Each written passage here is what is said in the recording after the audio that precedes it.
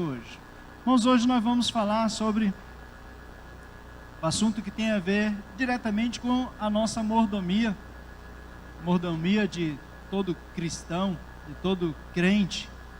O texto base é este que foi lido pelo irmão Melquisedeque. O assunto é sobre os dízimos que devem serem levados ou trazidos, como é dito na Bíblia, à casa do Senhor. Eu vou, por isso, reler apenas um versículo desse trecho, escrito pelo profeta Malaquias, que é o verso 10. A gente até conhece bem este versículo da Bíblia,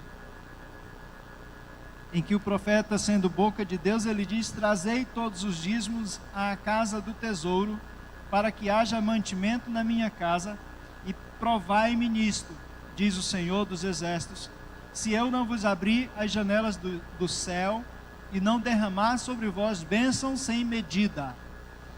Amém? É deste versículo que nós extraímos a expressão provai-me nisto, dita por Deus para servir de tema da nossa mensagem hoje. Deus é quem diz, provai-me nisto. Se queremos experimentar a bondade de Deus, se queremos ver o quanto Deus é generoso para conosco, para com a vida dos seus, basta nós estarmos provando a Deus neste sentido, de sermos fiéis a Ele, a partir especialmente de algo fundamental para a nossa mordomia, que é a questão da nossa responsabilidade de contribuir com a obra de Deus, sustentar a causa de Deus, investir no reino de Deus. Você verá o quanto Deus é bondoso. Amém? Deus abençoe, portanto, esta reflexão, esta palavra sobre o Pai ministro, diz Deus por boca de Malaquias. Conta-se uma história de um cristão pacato, cristão muito tímido, muito pacato em questão de expressão, que raramente perdia um culto da igreja. Todos os cultos de meio de semana, de final de semana, ele estava na igreja. E ele tinha o costume de dar o dízimo sempre que era pago por algum trabalho que ele fazia. Certa feita, a secretária da igreja chegou para ele e disse o seguinte: irmão, não seria melhor você economizar as viagens e esperar chegar o domingo, e aí no domingo você então você dar ao Senhor tudo o que você então conseguir arrecadar, através do seu trabalho durante a semana? E aquele cristão, a resposta dele foi a seguinte: eu sofro do coração, não quero morrer com o dinheiro de Deus no meu bolso. Eu sofro do coração, não quero morrer com o dinheiro de Deus no meu bolso. É claro que a gente não pensa, não somos levados a pensar que se, por exemplo, um crente ele faz isto, se ele retém o dinheiro que é de Deus, a contribuição para o reino de Deus, para a obra de Deus, que é dele, do próprio Deus, como ele diz aqui neste texto por intermédio de Malaquias, que ele vá dar a morte como um castigo. Não. Senão, o que seria daqueles que não dão dízimos? Daqueles que não devolvem ao Senhor aquilo que Deus tem generosamente lhe agraciado? O que seria daqueles faltosos, que não são fiéis todos os meses daquilo que Deus lhe dá como rendimento mensal, semanal, não é? Para ajudar também na obra de Deus. Meus irmãos, a conclusão a que nós chegamos de um assunto como este é que se não falando aqui de nós, mas de um modo genérico, de um modo geral, né? Se todos os crentes, todos mesmos, fossem fiéis em suas contribuições, em devolução do dízimo que pertence a Deus, do dinheiro que pertence a Deus, a obra de Deus, ela saltava, não se arrastava. Ela saltava. Se todos os crentes fossem fiéis com Deus nessa questão de contribuir, de dizimar, de devolver aquilo que de fato é do Senhor. Veja o texto que nós lemos de base para então nossa mensagem hoje. Vocês sabem que quem está me ouvindo talvez pela primeira vez falando sobre dízimo, sabem que a gente não pregamos sempre sobre esse assunto, mas é necessário porque faz, como disse no início, faz parte da nossa mordomia. Eu sou um mordomo de Deus. Deus me confiou algo. Aliás, Deus me confiou muito, assim como a você. E de tudo isso que Deus confiou às suas mãos, às nossas mãos, teremos de prestar contas. Então, por essa razão, se faz necessário falar sobre isso.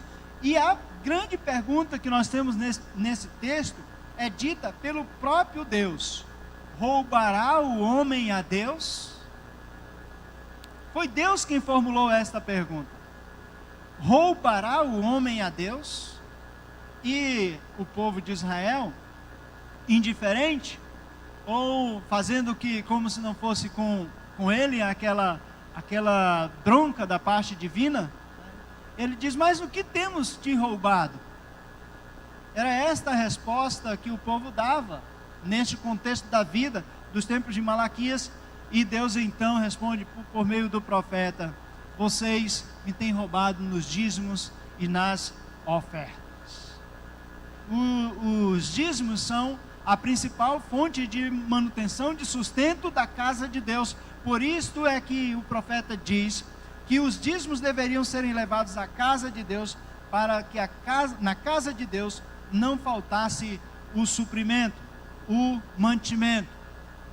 E ali de fato isto era algo literal. Os levitas sobreviviam na casa de Deus. Os cantores que diariamente também ministravam no templo sobreviviam na casa de Deus. Chegou um momento em que faltou isto, faltou da parte a sensibilidade do povo em sustentar a casa de Deus, e os levitas e os cantores tiveram cada um que correr para o seu campo para trabalhar, para plantar, para comer. Então a obra de Deus, a casa de Deus, ela precisa de sustento, e nós vamos continuar sustentando, nós vamos continuar investindo no reino de Deus. Eu quero considerar com vocês, primeira questão aqui, a bibliologia do dízimo. Vamos observar o seguinte, neste ponto, que o dízimo é algo bíblico.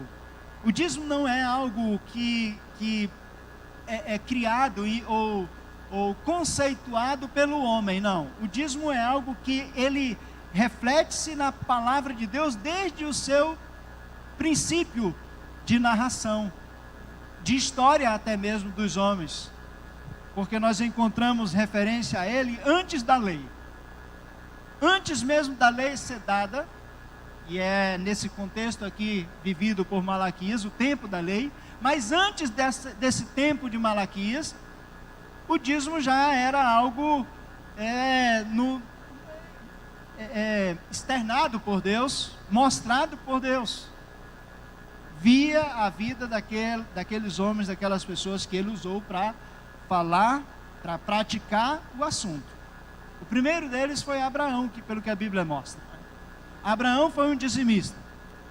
Abraão, diz a palavra de Deus em Gênesis capítulo 14, entregou o dízimo a Melquisedeque. Melquisedeque era um sacerdote, era um rei sacerdotal, era um embaixador de Deus na terra.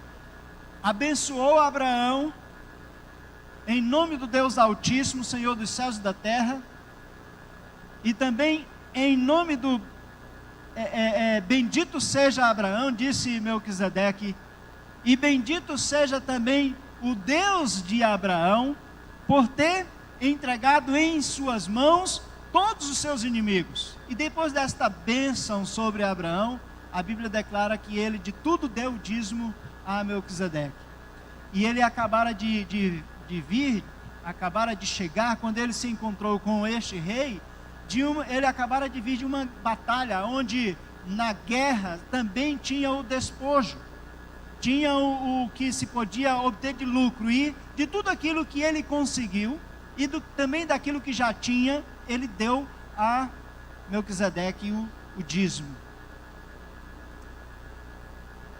Também a Bíblia fala lá ainda em Gênesis sobre Jacó, capítulo 28, a Bíblia diz que Jacó aprendeu alguma coisa ali sobre dízimo naquele momento, quando ele teve a visão da escada que tinha o seu topo nos céus e que chegava até a terra. E quando Jacó acordou, depois de ter tido aquele sonho, ele fez um voto. E neste voto ele disse: se o Senhor me abençoar, se o Senhor não me deixar faltar roupa, se o Senhor não me deixar faltar comida, se o Senhor me proteger, me livrar de todos os perigos durante o tempo da minha peregrinação, me permitir voltar para a casa dos meus pais, o Senhor será o meu Deus, e de tudo lhe darei o dízimo. Então veja que já há uma consciência em Jacó de que da riqueza que ele adquirisse ao longo da sua vida, e ele tornou-se um homem poderoso, um homem de bens, um homem de posses, ele deveria contribuir com o reino de Deus em forma de dízimo. Nós, indo mais à frente na narrativa bíblica, nós vemos no tempo de Moisés, por ocasião agora já da lei, no período da lei, Deus dizendo, entregando dentro do código da lei que estava sendo passado para o povo de Israel, a responsabilidade também de dizimar com o reino de Deus. Então Deus exigiu do povo, está lá em Levítico capítulo de número 27, verso 30, que de tudo aquilo que se produzia no campo, deveria ser tirado o dízimo para o Senhor. O dízimo das primícias do rebanho. Os dízimos até mesmo das frutas que as árvores frutíferas produzissem. Tudo isso deveria ser dado a Deus, porque a Ele pertencia. Aí, um pouco mais à frente, nós pulamos, já saltamos para o período do tempo pós-exílio, do retorno do povo de Israel do exílio babilônico. É contado no livro de Neemias, capítulo 13, versículo 12, também, que a questão do dízimo, estava faltando isso na casa de Deus. É nesse contexto que eu falei, nesse contexto dos dias de Neemias, que os cantores e os levitas tiveram que abandonar os seus postos, o seu trabalho na casa de Deus, e tiveram cada um procurar as suas terras, para plantar, para poder comer.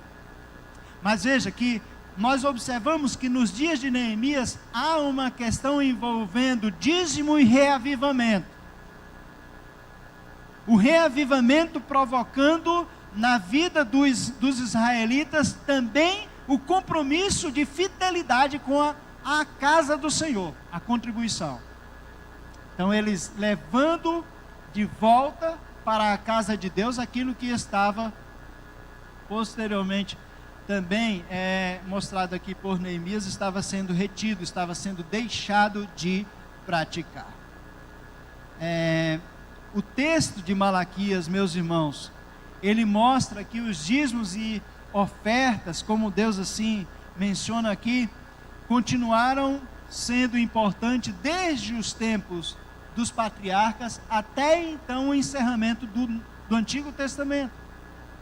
Mas esta mesma ideia, este mesmo princípio de contribuir, de cooperar com o reino de Deus, passou aqueles 400 anos de silêncio entre o Antigo Testamento e o Novo, para dentro do período do Novo Testamento. Agora já no período chamado da Era da Graça, o período da graça, nós vemos a mesma coisa ser pregada, ser indagada a respeito daqueles e para aqueles que servem a Deus e ao seu reino. Primeiro nós notamos Jesus falar sobre isso. Em Mateus capítulo 23, verso 23, ele fala dos escribas e dos fariseus hipócritas que davam o dízimo da hortelã, do endro, do cominho, e contudo se esqueciam dos principais princípios da lei, que era a justiça, a misericórdia e a fé. Eles deveriam, disse o Senhor Jesus, dar tanto este quanto não esquecer de praticar também aquele. Ou seja, no mesmo grau de importância que tem a prática da fé, da misericórdia e da justiça, também tem a prática do dízimo. Então eu ser dizimista, mas não ser, por exemplo, um crente plantado sobre esta tríade que diz respeito também à sua vida e testemunho com Deus, que é fé, a misericórdia e a justiça, vai ser uma vida incompleta. Precisamos, como disse Jesus, falando a respeito dos escribas e dos fariseus, tanto fazer uma coisa quanto a outra. Paulo exortou a igreja de Corinto também à prática disto. Em 1 Coríntios capítulo 16, verso de número 2, ele diz assim que no primeiro dia da semana a igreja, os irmãos da igreja, as famílias da igreja deveriam colocar fora de casa, à parte, tudo aquilo que era necessário para a contribuição, o levantamento que ele estava, a arrecadação que ele estava levantando para levar para Jerusalém, para assistir os irmãos em Jerusalém. Isso para que não seja preciso, na minha chegada, fazer aquela coleta repentina. Não, vão no primeiro dia da semana já ajuntando isso, levando para a igreja, quem sabe foi isso que aconteceu, para que este sustento seja endereçado, portanto, à igreja em Jerusalém, que, como os irmãos já ouviram, era uma igreja também formada de muitos crentes pobres, crentes que tinham dificuldades na sobrevivência. Do Pentecoste em diante, irmãos, que é toda esta era do Novo Testamento, o assunto que é pregado quanto a isto é que a liberalidade era a ordem sempre do dia. Contribuir, ser liberalista em relação ao sustento da obra da causa de Deus. Isso é necessário. Aliás, nós chegamos a uma conclusão, isto é uma opinião, isto é um parecer de alguns estudiosos, de que a questão dízimo é algo muito ligado ao Velho Testamento. Dá apenas para Deus devolver aquilo que é dele, para que ele não nos acuse de roubo, como ele diz por meio de Malaquias. Apenas 10%, isso era um conceito do Antigo Testamento. Do Novo Testamento não existe este conceito, ou no Novo Testamento não existe este conceito para os cristãos. É tudo que nós devemos dar, não apenas uma porcentagem, mas tudo, não apenas a metade, mas tudo. Deve ser esta mentalidade que devemos ter em relação àquilo que pertence a nós, que Deus tem dado a nós como patrimônio. Tudo que é de riqueza, que está em nossas mãos, devemos considerar primeiramente pertencente a Deus, e para o uso dele, e não para nós mesmos. É assim que é o verdadeiro pensamento cristão. Então esta podemos dizer assim, o que chamamos de uma demonstração de que o dízimo ele é bíblico, desde os tempos dos patriarcas até os tempos de Jesus, os tempos do Novo Testamento. O dízimo era algo ensinado, foi ensinado para o povo de Deus a ser praticado. Em segundo, observemos a questão da sistematização do dízimo. O dízimo é algo para ser praticado pelo povo de Deus de maneira sistemática. Ou seja, o que significa isso? É algo para não ser por acaso. Por acaso devo dar o dízimo. Não sei se vocês estão entendendo. Não é algo por acaso. Se sobrar dos meus rendimentos mensais, eu darei o dízimo. O dízimo não é uma questão por acaso. Não, vamos voltar ao exemplo de Jacó. Jacó foi meio esperto com Deus ali naquele momento. Por acaso, ele diz, em outras palavras, no seu voto: se Deus me abençoar, se Deus não me deixar faltar roupa, se Deus não me deixar faltar comida, se Deus não me deixar cair nas mãos dos inimigos, se Deus me proteger, me livrar e me trazer de volta, então de tudo eu lhe darei o dízimo. Então, ou só então, eu devolverei para ele tudo que ele me der, ou daquilo que ele me der.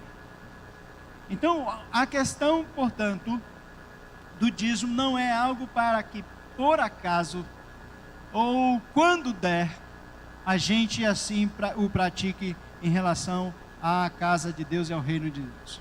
Outra questão que diz respeito à sistemática do dízimo é que ele é 1/10 de tudo o que nós ganhamos. No mínimo, 1/10 do que nós ganhamos. Não tenho...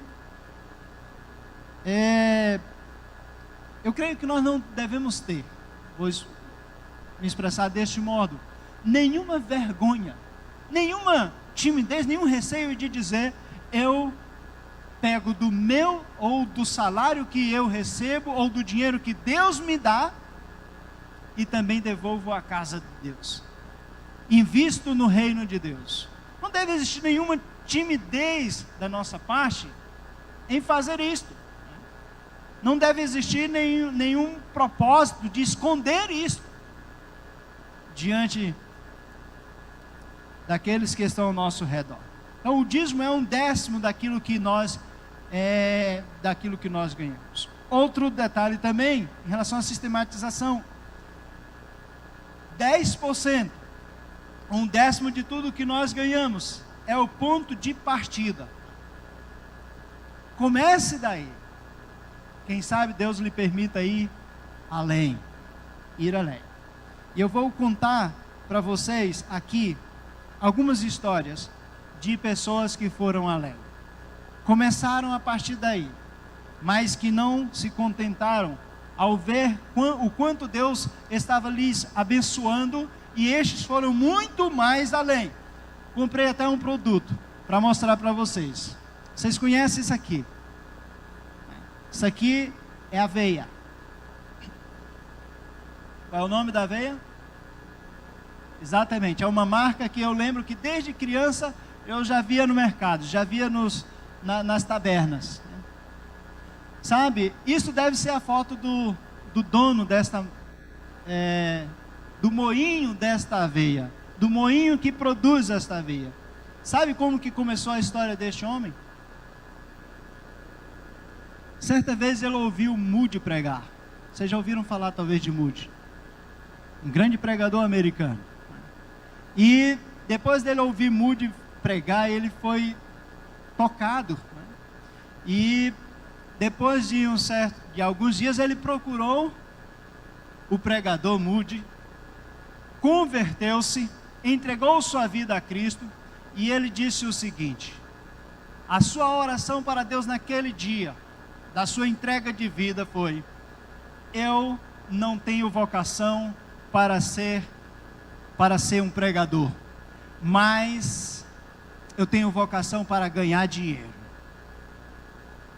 E eu prometo a Deus de que vou ganhar dinheiro para investir na sua obra.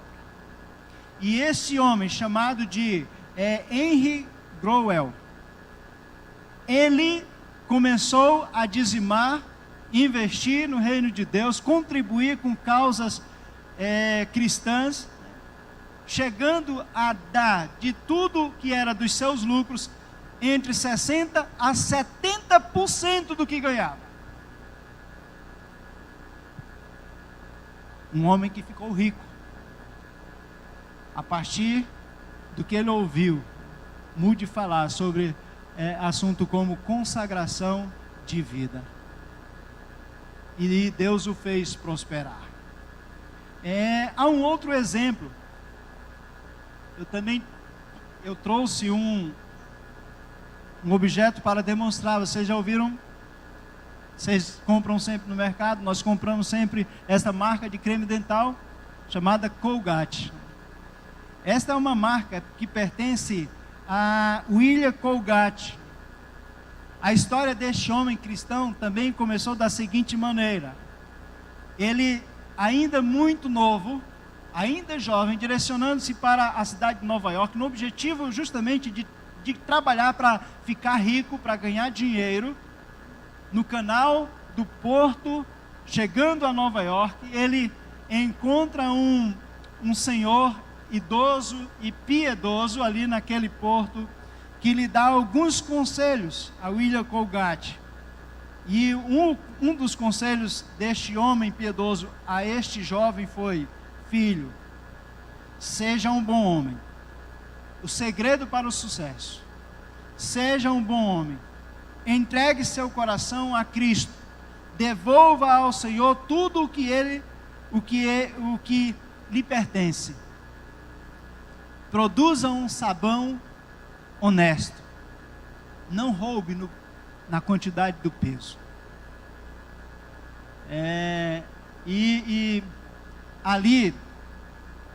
Ali ele aprendeu o segredo deste homem do que é ser bem sucedido, ou do sucesso financeiro especialmente. E foi mais um daqueles que, com a vida entregue nas mãos do Senhor, tudo o que ele conseguiu através da sua produção, chegou ao ponto de devolver a Deus, ou investir na obra de Deus, cerca de 50% de tudo que ele ganhava.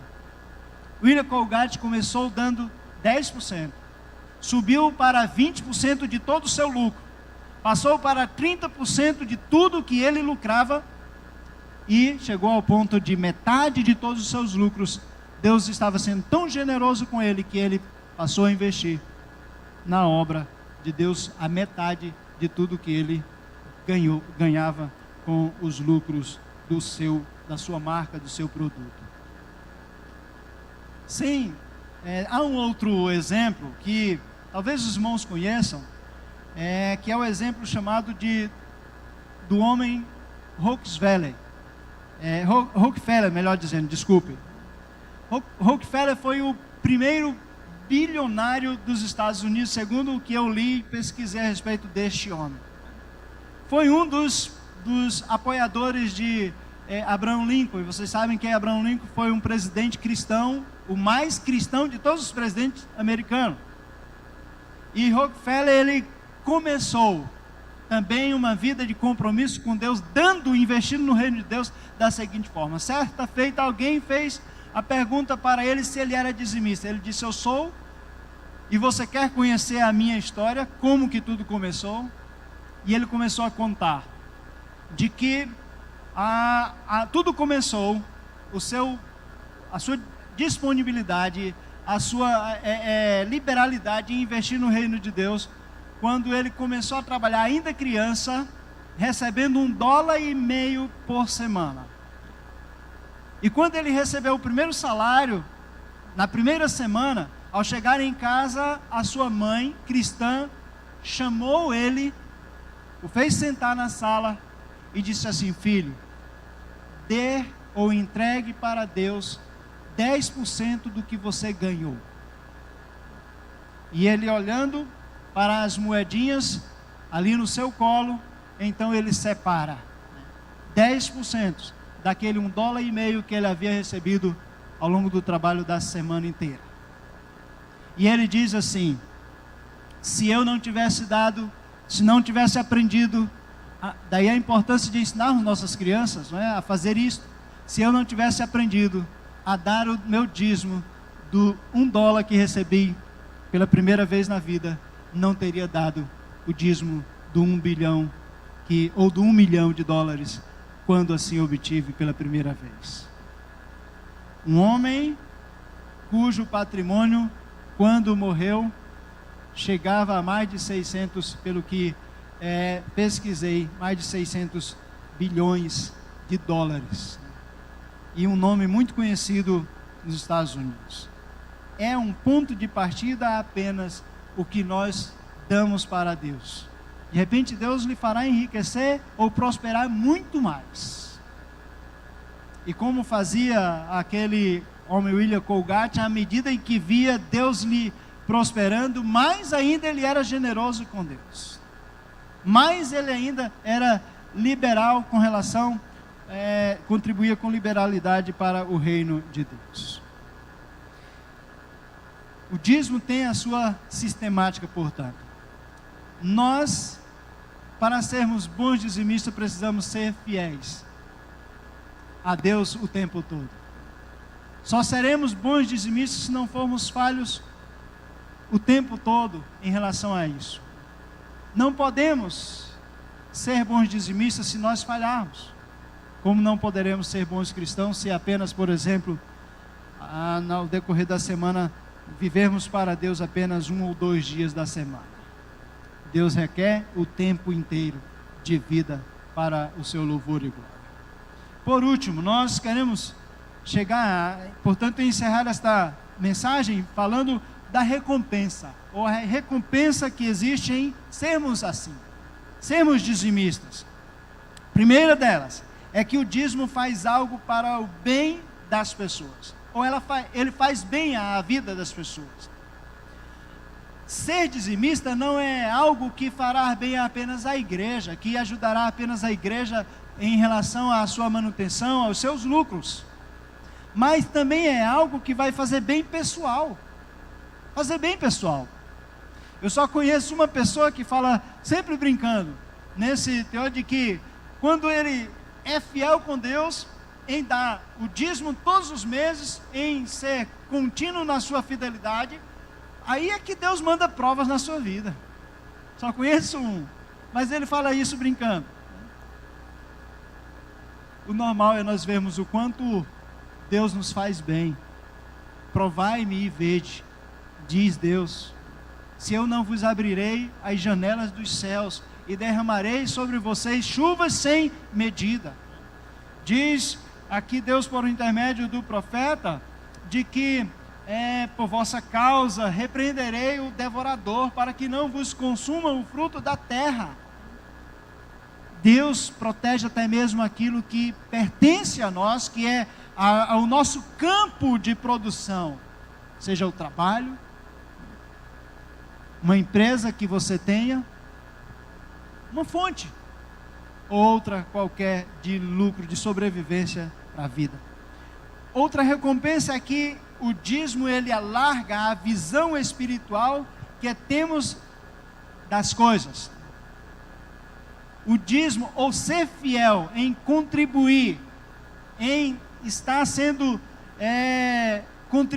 contribuintes com liberalidade em relação ao reino de Deus, fará com que alargue a nossa visão espiritual das coisas.